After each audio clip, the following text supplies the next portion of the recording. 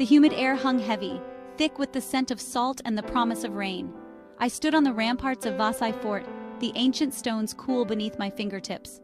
Below, the Arabian Sea stretched out like a shimmering emerald, vast and unknowable. I too felt lost in a sea of my own, a sea of anxieties and uncertainties that had become my constant companion. My parents' recent divorce had left me feeling unmoored, adrift in a world that suddenly seemed tilted on its axis. Their constant arguments, the bitter silences, and then the finality of it all, it was a lot for a 16-year-old to process. I had always been a quiet, introspective girl, finding solace in books and my own company, but the weight of their separation pressed down on me, suffocating me. It was on that overcast day, amidst the crumbling grandeur of Vasai Fort, that I met him. He was sketching, his brow furrowed in concentration as he captured the play of light and shadow on the weathered stones. Something about his quiet intensity drew me in. We talked, hesitantly at first, about the fort, the sea, anything but the storms raging within us. And as the sun dipped below the horizon, painting the sky in hues of orange and purple, I felt a flicker of warmth spread through me. For the first time in months, I felt seen, heard, understood. It was the beginning of something new, something hopeful, something that promised to chase away the shadows that clung to me. School had always been a challenge. The whispers, the judging stares, the feeling of being perpetually on the outside looking in. It was exhausting. My parents' divorce only amplified these feelings, making me retreat further into my shell. I sought refuge in books, their pages offering escape and solace.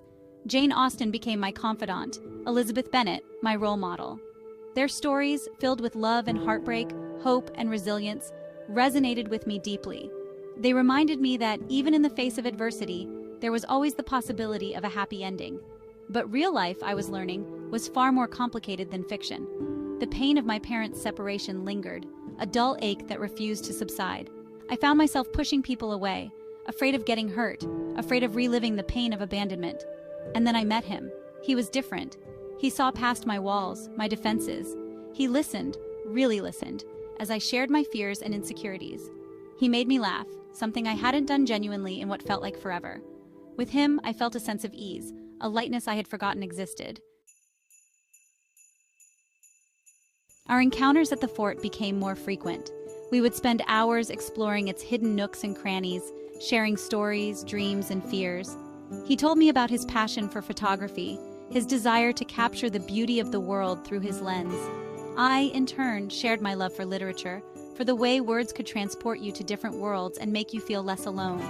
He had a way of making me feel safe, cherished. He saw the real me, the girl behind the wall of books and guarded silences. He appreciated my quirks, my love for old movies and rainy days. With him, I could be myself, completely and unapologetically. As days turned into weeks, our friendship deepened, blossoming into something more profound. The air crackled with unspoken feelings, every touch sending shivers down my spine. One evening, as we sat watching the sunset, he reached for my hand, his fingers intertwining with mine. And in that moment, surrounded by the ancient stones and the whispering wind, I knew I was falling in love. It was a love that was innocent and pure, untainted by the complexities of the adult world. He was my confidant, my best friend, the keeper of my secrets and the holder of my heart. For the first time in my life, I felt whole, complete. There was a shift, a subtle change in the air. He became distant, his replies terse, his smiles strained. The easy banter that had once flowed between us was replaced by awkward silences and forced conversations. I brushed it off initially, attributing it to stress, schoolwork, anything but the truth that was slowly dawning on me. His calls became less frequent, his texts shorter, often hours apart. I found myself waiting for his messages, my heart leaping with every notification, only to be met with disappointment. The happy, carefree girl I had been just weeks ago felt like a distant memory. The doubts crept in slowly at first, then all at once engulfing me in a wave of anxiety and self-doubt. Had I imagined his feelings? Was I being too clingy, too needy? The insecurities that had always lurked beneath the surface roared back to life, whispering insidious doubts in my ear. My friends noticed the change in me, the way my smile no longer reached my eyes, the way I seemed lost in thought, my gaze distant and troubled. They offered words of comfort, reassurance that he was probably just busy, that I shouldn't overthink things. But deep down, I knew. Something was wrong. I could feel it in my bones.